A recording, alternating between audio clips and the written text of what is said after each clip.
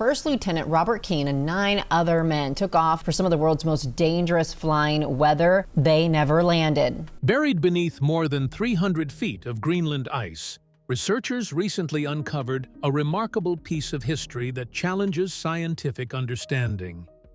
A World War II aircraft identified as the P-38 Echo, piloted by Robert Wilson back in 1942. Now here's where it gets wild. The ice had preserved the plane like a glass case in a museum. How did no one find this until now?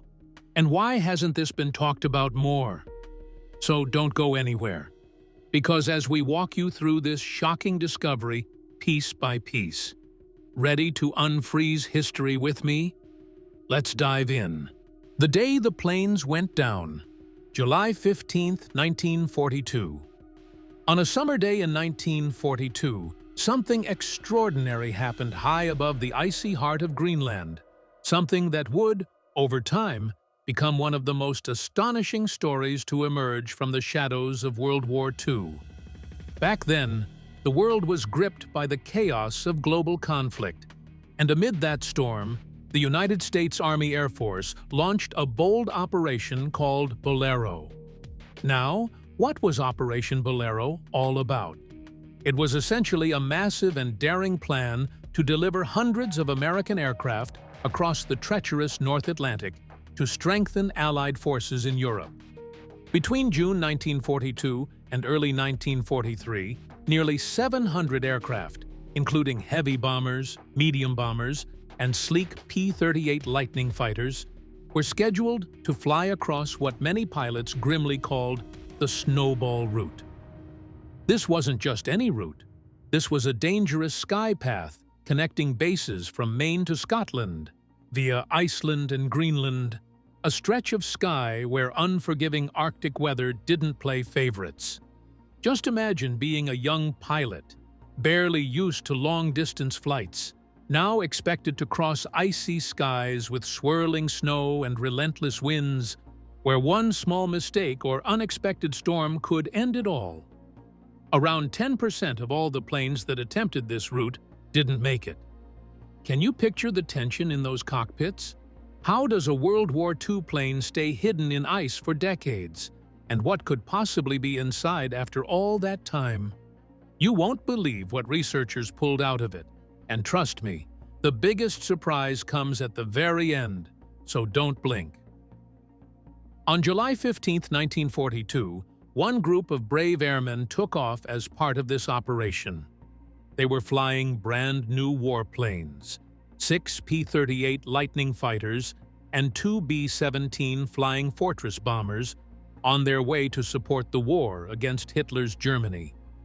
Everything was going according to plan until they reached the Greenland to Iceland leg of the journey. That's when the skies turned against them. A massive Arctic blizzard suddenly swept in, wrapping the squadron in thick whiteout conditions. Visibility dropped to nearly zero. What do you do when the sky turns into a blinding wall of snow? You try to land, but even that wouldn't be easy. They received news that their next refueling stop in Iceland was closed due to the storm. Their hearts sank. The only choice left was to turn back toward their base in Greenland. But fate had more bad news in store. Their home base was now closed too, blanketed by the same brutal weather. With fuel tanks quickly running dry, they had to make an impossible choice. Risk flying blind into the storm or attempt emergency landings on the icy wasteland below. What would you do?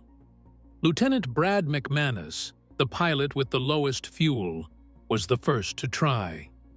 He eyed a seemingly flat stretch of ice and aimed for it. For a few seconds, it looked like he might actually pull it off, but then his P-38's nose wheel buckled and the plane flipped over. Thankfully, the thick snow softened the impact, and McManus crawled out, shaken but alive. The others, learning from what happened, decided to belly land their planes, skidding across the ice on their undersides to avoid the same fate. It worked. Miraculously, All of them survived the landings with only minor damage to the planes.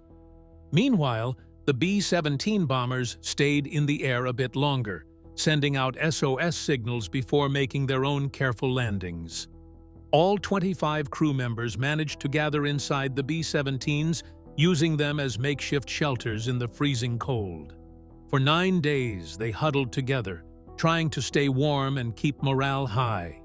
Imagine the silence of the Arctic air, broken only by the howling wind outside and the occasional burst of laughter inside. Men trying to stay human in the most inhuman of places. On the third day, supplies were dropped from above. Food, blankets, and, most importantly, hope. Then, on July 24th, a team of rescuers arrived. Not in trucks or helicopters, but on dog sleds. Yes, dog sleds.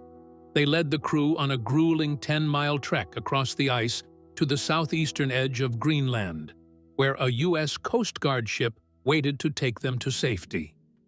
Years later, McManus reflected on that moment when they left the planes behind. He described how every young pilot formed a special bond with his aircraft, a bond forged in long training hours, shared battles in the sky, and the unspoken promise of protection. Walking away from that plane felt like saying goodbye to a loyal friend. It was bittersweet. But he also knew, deep down, they were the lucky ones. They were going home. And the planes? They stayed right where they landed, slowly disappearing beneath layers of snow and ice. Over the decades, Mother Nature did what she always does. She buried the evidence. It wasn't until many years later that a new generation of adventurers would start to search for these frozen warbirds, digging into the ice and uncovering the forgotten story of what had once been called the Lost Squadron. It's a tale that still stirs curiosity today. How often do we stumble across such perfectly preserved time capsules? The wreckage, long entombed in Greenland's glacier, wasn't just a frozen collection of metal. It was a moment in time, sealed beneath the surface. A moment of bravery, of split-second decisions, of survival against the odds. A moment that reminds us that even in the harshest conditions, the human spirit can hold firm. And now, as we journey deeper into this forgotten world, we reach a point in the story that is as eerie as it is unforgettable. Stick around till the very end. You won't want to miss this. The long sleep beneath the ice. After the dramatic rescue of the American airmen in 1942, the warbirds they left behind in Greenland, those sturdy aircraft that had once soared through battle-scarred skies, began an unexpected and almost surreal second journey. They didn't take off again, of course. Instead, they sank, not in water, but into the silent, relentless grip of Greenland's ice sheet. Who could have imagined that these abandoned planes, which had been sitting innocently on a glacier's surface, would slowly vanish beneath it? Their slow descent into the ice wasn't visible to anyone at the time, but decades later, it would puzzle scientists, captivate explorers, and challenge long-held beliefs about how the natural world operates. So how exactly did these machines, originally stranded in plain sight, end up buried beneath hundreds of feet of ice? It all began with what seemed like a simple truth. Snowfall adds up. Over the years, snowstorms blanketed the plains again and again. Each layer compressed under the weight of the next, transforming into dense, unforgiving ice. But it didn't happen overnight. It was the work of decades. Year after year, inch by inch, the snow accumulated and hardened. Storm after storm, nature quietly pulled the curtain over these metallic ghosts of war. By the time searchers went looking in 1988, many expected to find the planes just beneath the surface. But they were in for a shock. One aircraft was discovered under 200 50 feet of ice, and when another P-38 fighter was finally located in 2018, it was even deeper, buried more than 300 feet beneath the surface. At first, some believed the planes must have sunk through the glacier, perhaps because of melting ice. That would explain how they ended up so deep, right? But that theory didn't hold up. When researchers examined the aircraft, they saw that the planes hadn't tilted or shifted the way sinking objects typically do. They were still lying horizontally, just as they had been left decades earlier. That told scientists something important. The aircraft hadn't sunk. They had been buried. Layer upon layer of snowfall had compacted over time and turned into solid ice, entombing the planes exactly where they sat. But that wasn't the only surprise. The planes weren't even in the same spot where they'd landed in the 1940s. They had actually moved several miles downhill, quietly carried away by the very glacier they rested on. Who would have thought that such massive machines could be carried like twigs in a stream? It was a reminder that glaciers, for all their stillness, are always on the move. What truly stunned the researchers, though, was just how deep the planes had ended up. No one had predicted that over 260 feet of ice could build up in just 5 decades. That kind of accumulation didn't match what scientists thought they knew about how fast ice layers form. Their existing models suggested a much slower pace, especially when it came to long-term ice formation in polar regions. But the buried warplanes told a different story, one that suggested nature might be a little more unpredictable than we give it credit for. And finding the planes? That was a whole other challenge. Searching the Greenland ice sheet is no easy task. Crevasses crisscross the landscape like hidden traps, waiting to swallow an unwary step. Early search teams tried all kinds of methods, dragging radar devices across the snow, marking locations with tall metal towers and fuel drums. But even their markers didn't last. In one case, a 20-foot tower erected over a B-17 bomber began to disappear just 9 days later.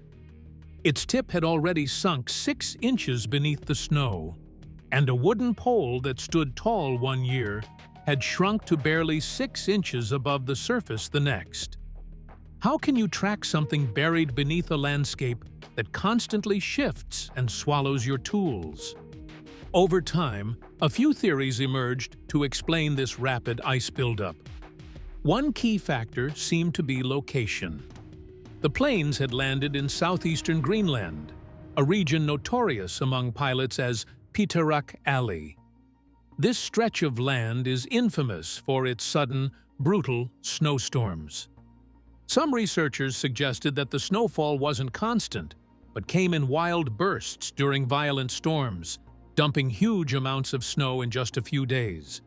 The rapid burial of their equipment certainly supported that idea. Then there's the matter of the glacier's motion itself. As more snow fell, pressure built up, and the glacier began to move more quickly toward the coast.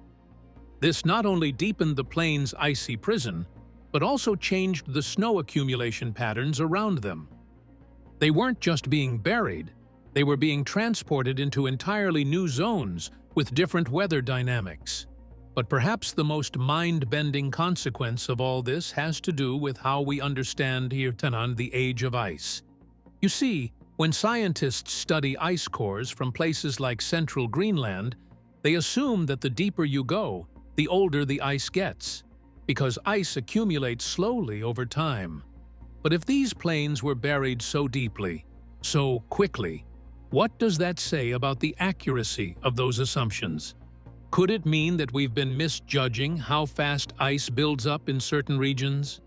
It's a question that some researchers believe deserves serious reconsideration. When expedition leader Jim Salazar and his team finally began the delicate process of digging out a P-38 fighter, they weren't just rescuing a historic relic, they were unlocking a new way to see Earth's frozen frontiers. they'd developed ground-penetrating radar systems to locate the aircraft under hundreds of feet of ice.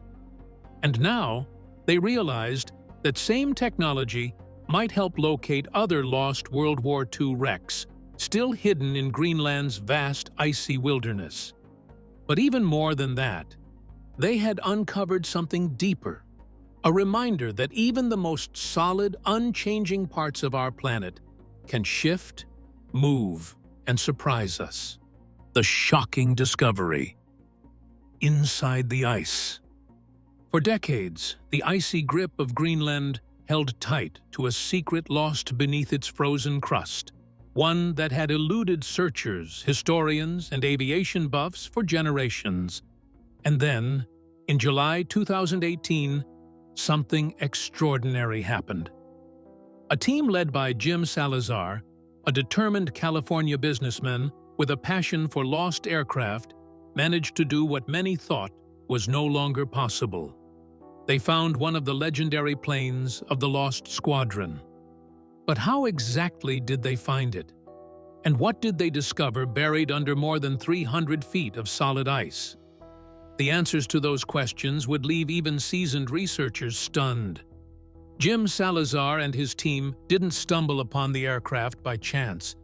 No, their success was the result of persistence, innovation, and a willingness to try something different. Instead of relying on the traditional ground surveying methods that had consumed years and yielded little but frustration, Salazar's team brought in something new: a massive aerial drone outfitted with ground-penetrating radar. With a hum in the sky and just minutes of flight time, the drone located something promising below. Think about that for a second. What had taken other crews 6 to 7 grueling hours to do on foot was now achieved in minutes. Doesn't that just blow your mind? Still, the team couldn't celebrate too early. They had to be sure it wasn't just a large rock, or, in Salazar's words, a woolly mammoth. After all, the Greenland ice sheet isn't exactly known for giving up its secrets easily. So, the team used a clever bit of engineering, a thermal probe powered by a hot pressure washer system, to melt its way through more than 300 feet of ancient ice. They sent it down carefully, watching and waiting, holding their breath for what might come back up. And when the probe finally returned to the surface, it came coated in something no one could have predicted: a bright red liquid. Now, imagine being there at that moment. What would your reaction be if you saw red fluid oozing off the equipment? Panic? Confusion? Shock? For Salazar and his team, it was a mix of all three. They hadn't expected this at all. That red liquid turned out to be 5606 hydraulic fluid, the kind used in U.S. military aircraft. It was the kind of stuff that, by all logic, shouldn't still be in liquid form after 76 years trapped in ice. Salazar himself later said, "We weren't anticipating that. We pulled the probe back up, and lo and behold, it had all that hydraulic fluid all over it." It wasn't just on the probe either. It got everywhere. Their jackets, the floor, their hands. It was like the plane had just leaked yesterday. This moment wasn't just exciting, it was historic. Because that red fluid confirmed, without a doubt, that they had found one of the lost squadron planes.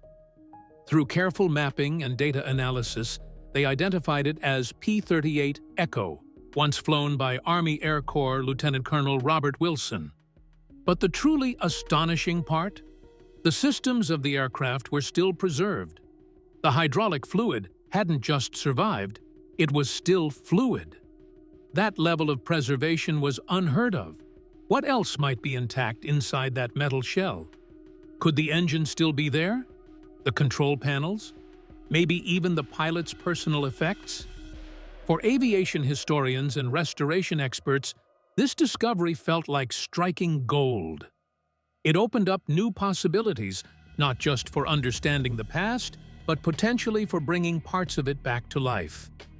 If Echo's systems had held up this well, what about the other planes in the squadron? Could they be restored too? Could they even, one day, take to the skies again? But this discovery didn't just rewrite what was thought possible in terms of preservation.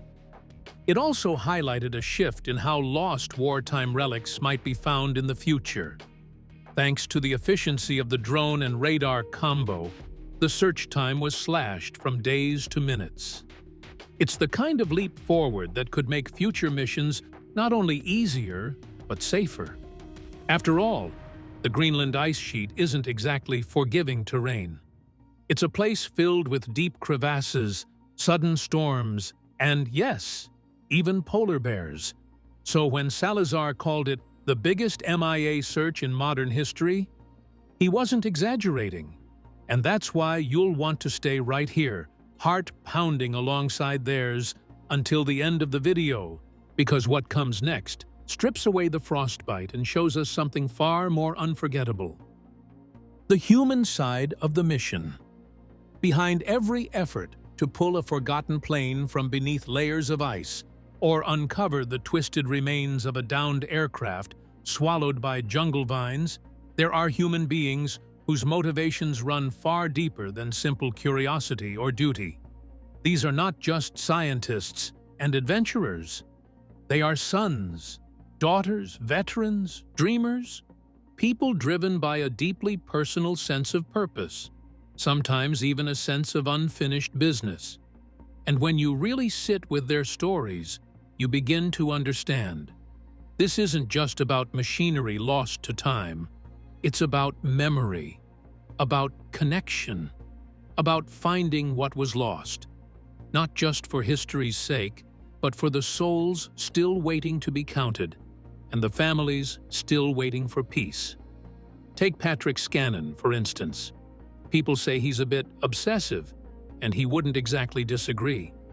He's the founder of Project Recover, but long before that, he was just a kid, an army brat, wandering around military base libraries, completely captivated by dusty old aviation books. That fascination never left him. It grew and evolved, eventually turning into a full-blown mission to bring home America's missing service members. It wasn't just about fulfilling a patriotic duty for Scannon. It was personal, spiritual almost. He felt like he owed it to those who never made it back. And Scannon is far from alone in this calling. These search and recovery efforts attract the kind of people who go all in. Like Dan O'Brien, once a Hollywood stuntman and skydiving champion, now the chief financial officer of Project Recover. He found his own calling in the mission. Or Justin Talon, who runs Pacific Rex, and once led a team into the dense, mosquito-laced jungles of Papua New Guinea to find the lost P-38 fighter of World War II ace Richard Bong. These aren't just jobs or weekend hobbies. These are lifelong pursuits that knit people together in tight communities, bonded not just by what they do, but by why they do it. But here's the thing. It's not only about the aircraft or the mission, it's about the emotional bridges that form across time. When divers stumble upon a sunken wreck and find spent shells lying silently inside, it's not hard to imagine what happened there. One young diver once whispered as he held a weathered bullet casing, "They went down fighting." That simple statement carried so much weight. It's in these moments that the past and present collide, where faded uniforms, rusted propellers, and personal items tell stories louder than any textbook ever could. And sometimes, the ones doing the searching don't even know they're looking for healing until they find it. Even for the pilots who had to walk away from their planes, the connection ran deep. When members of the lost squadron, pilots who landed on Greenland's icy plains, abandoned their aircraft, one of them, McManus, described it as a very sentimental moment. Why? Because, as he explained, there's a bonding that occurs between a young pilot and his own plane. Isn't that remarkable? To think that even in the face of danger, what lingered most in his memory wasn't fear, but the ache of leaving behind something that had become part of him. And yet, all of this would be incomplete without mentioning the sheer scale of what still remains unsolved. The Defense POW MIA Accounting Agency, or DPAA, is still hard at work trying to account for over 81,500 Americans missing from past conflicts. Can you imagine that? That many families still waiting for answers? Over 75% of those losses are in the Indo-Pacific, scattered across jungles, oceans, and islands, where time and nature have all but erased the evidence. But that hasn't stopped the search. People like Clayton Kuhls of MIA Recoveries have made it their life's mission to find these crash sites. So far, he's located 27, helping account for 279 service members once labeled as missing in action. For the families, these discoveries are more than just headlines. They are closure. Psychologists call it ambiguous loss, that strange, haunting space between hope and mourning when someone disappears without a trace. These searches turn question marks into periods. They help families exhale after holding their breath for generations. So, what drives a person to spend decades crawling through dangerous terrain or diving into icy waters just to recover a plane or a name? Maybe it's love. Maybe it's duty. Maybe it's that ancient human longing to bring the lost home. Whatever it is, it's powerful. And the people behind these expeditions, they remind us that history isn't just about dates or battles. It's about people, about emotion, about remembering not just what happened, but who it happened to. What this means for science and history. When scientists first caught wind of the recovery of the P-38 Echo from beneath nearly 300 feet of Greenland ice, they probably expected a fascinating piece of World War II history, maybe a frozen cockpit or rusted wing preserved in icy stillness. What they didn't expect, however, was to be thrust into a whirlwind of scientific reevaluation that would ripple across the fields of glaciology, geology, climatology, and beyond. Who would have thought that a fighter plane buried in ice for just a few decades would end up rattling the very assumptions scientists have used to understand Earth's ancient past? The story begins with what was known as the Lost Squadron, a group of American planes that had been forced to make an emergency landing in Greenland in 1942 during World War II. For decades, these aircraft were thought to be lost to history, permanently swallowed by the unforgiving Arctic terrain. But then, in the late 1980s and early 1990s, a daring recovery team finally located and extracted one of them, the P-38 Echo, from its deep, icy tomb. And that's where things got interesting, not because of what they found on the plane, but because of where they found it. Now, here's the real shocker. Scientists had always believed that ice in central Greenland, especially ice near the bottom of the thick ice sheets, was ancient, like more than 100,000 years old, kind of ancient. This belief wasn't pulled out of thin air. It was rooted in methods like ice core dating, where researchers carefully count the visible layers in long cylinders of ice, extracted from deep below the surface. Each layer, they assumed, represented a single year of snowfall compacted into ice. And then there's the matter of what was found inside the P-38 Echo itself. Perhaps one of the most mind-boggling discoveries was that its hydraulic fluid was still in a usable state after more than 75 years trapped in ice. That alone opened up a new avenue of curiosity for materials scientists. So what started as a recovery mission, part treasure hunt, part engineering marvel, has now turned into a full-blown scientific case study that challenges some of our most deeply held assumptions about Earth's past. With this, we have come to the end of this video. Thanks for watching. If you enjoyed this video, do well to like, comment, and subscribe for more content. To enjoy more thrilling stories, click now on the following video that pops up on your screen.